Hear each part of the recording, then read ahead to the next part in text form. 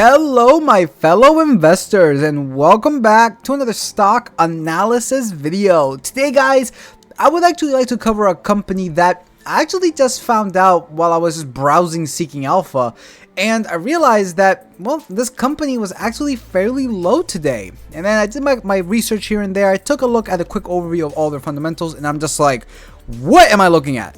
Oh my god, this is looking insane. And then when I was getting prepared to do this video, I was putting in all the numbers, I was looking at all the charts, I realized something. That this company is such a perfect example of what's been happening within the past 2 years up until now, that I'm honestly to the point of like frustration at this point. Not for the company, but just for the whole entire situation that's currently happening. Because, well, I'm going to try to keep my rant to a minimum, or at least not even try to make a rant, but if it comes out, I'm so terribly sorry if it does come out. But you guys are going to see exactly what I mean when we get to that certain part of the video. And I'm going to mention when we get to that certain part exactly what I'm talking about. Because this is absolutely crazy, and, well, you guys are about to see exactly what I'm talking about when it comes to this company. So with that said, let's get started with this analysis.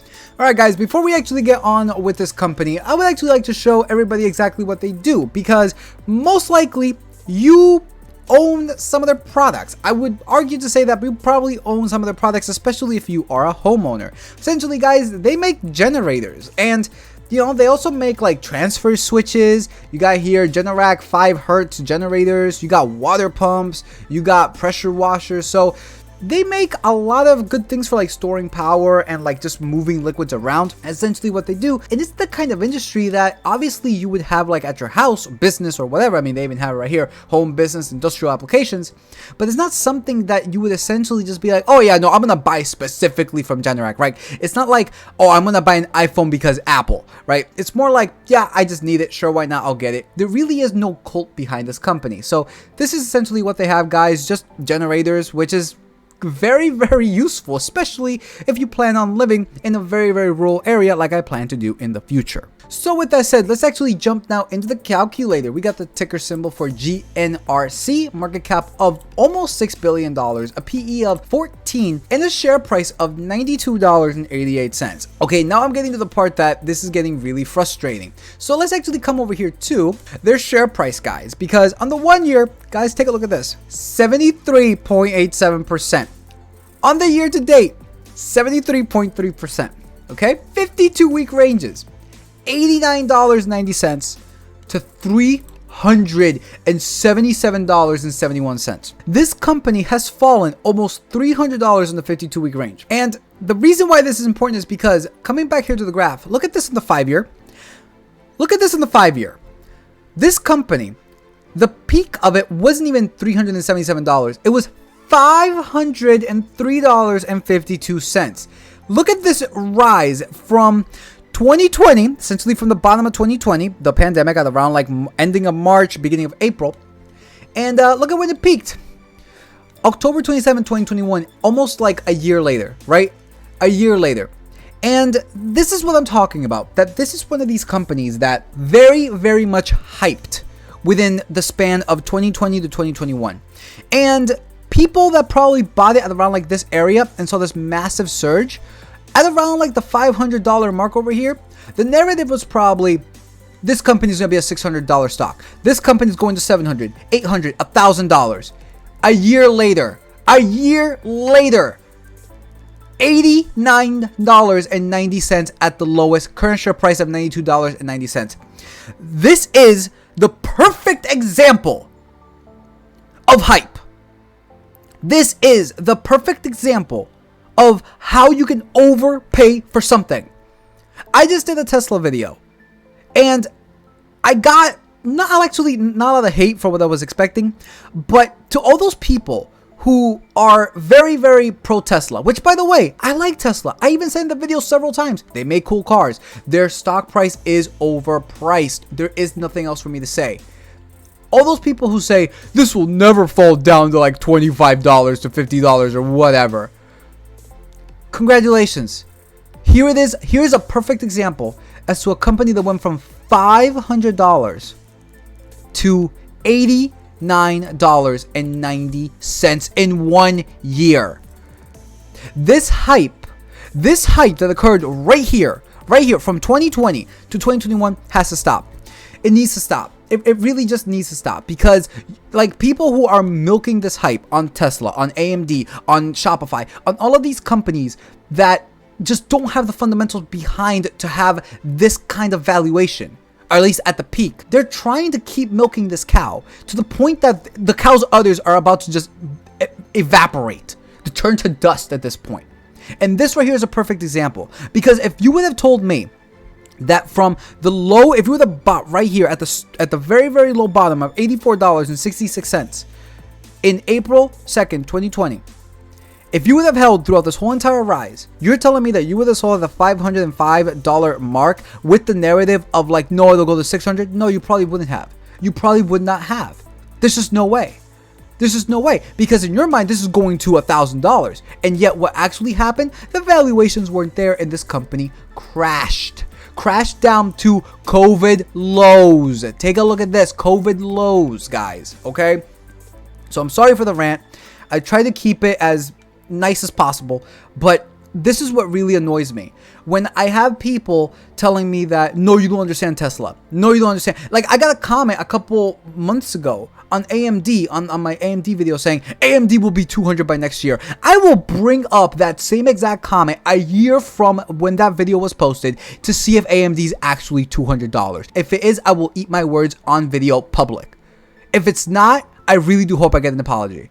But this right here is a perfect example. Okay, rant over. Let's go back into the calculator, guys.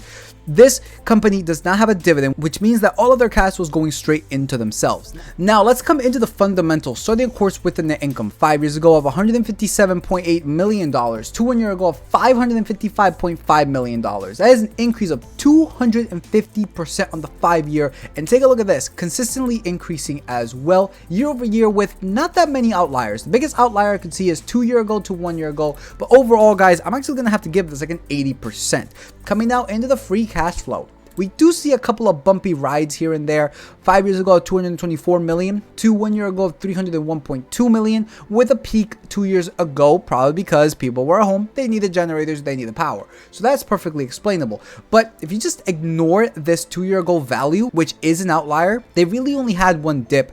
That was from 5 years ago to 4 years ago. And you can see this trend from 4 to 1 year ago. It is actually fairly steady as well, going from $250 million 3 years ago to $301.2 million. That is an increase of 34% on the 5 year, by the way, with an average of $279.46 million.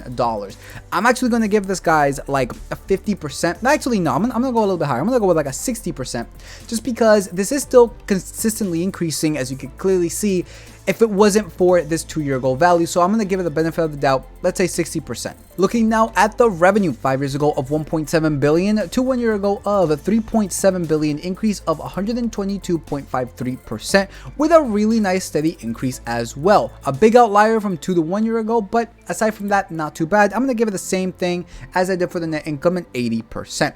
Coming now into the total assets and total liabilities, this is looking really good too. As of today, they have $2.41 billion in this difference, and they've been consistently increasing. A little bit of a big jump from 2 to 1 year ago, but it's not that bad, seeing that they were able to replicate it even this year. Average total assets is $3.7 billion. Average liabilities is $2.1 billion. Doing this difference, we get $1.6 billion. I'm going to have to give this like a 95%. This is looking very, very solid. Now, in the form of cash flow minus liabilities, this, however, is telling us something interesting, because, well, they're getting further and further into the red. Last year was actually when they were at the lowest, at negative $2.54 billion. Now, they did have a couple years here and there, well, actually only 1 year, where they brought it up a little bit from 5 to 4 years ago, but aside from that, they're clearly going further and further into the red. Average cash flow minus the average total liabilities, we get negative $1.8 billion. I have to give this, guys, like essentially like a 5%, because it only has this one little bit up here from 5 to 4, and then it's just complete crash after that. Coming now into the shares outstanding, this one took me by surprise, because you would think a company that doesn't pay out a dividend is just issuing shares non-stop. Well, this one actually isn't. From 5 years ago, they had 62.4 million shares, and then today they have 63.3 million shares. it is an increase of 1.44%, but from the previous year to the current year, this is a buyback of almost 2/3%.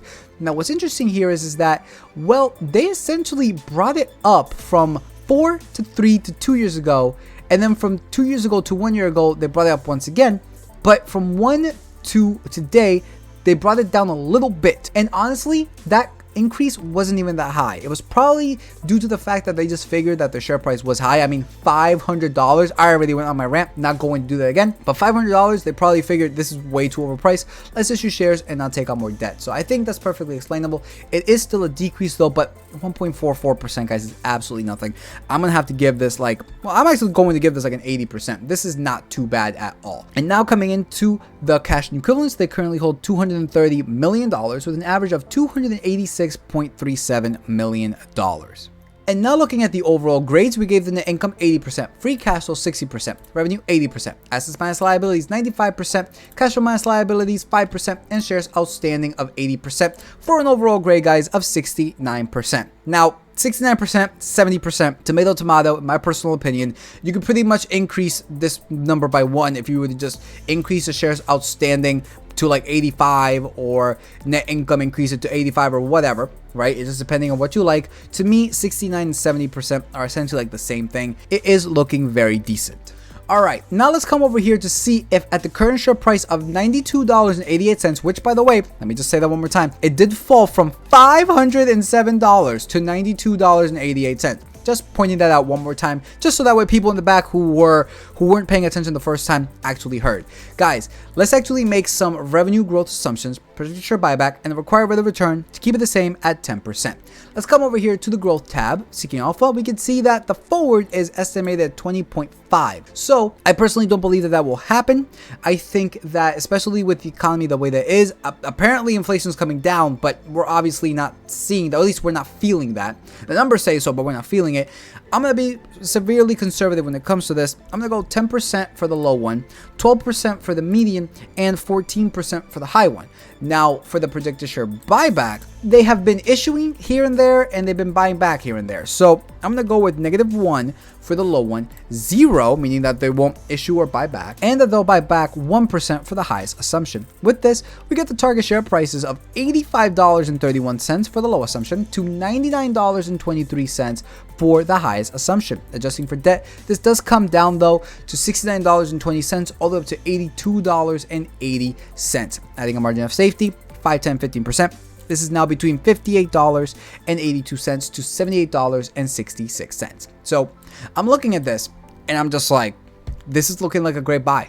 Like, I get it that adjusting for debt, it is still a little bit overpriced, but honestly, like $82, $75 to $92.88, that to me isn't that big of a deal. Seeing that it went from $500, guys.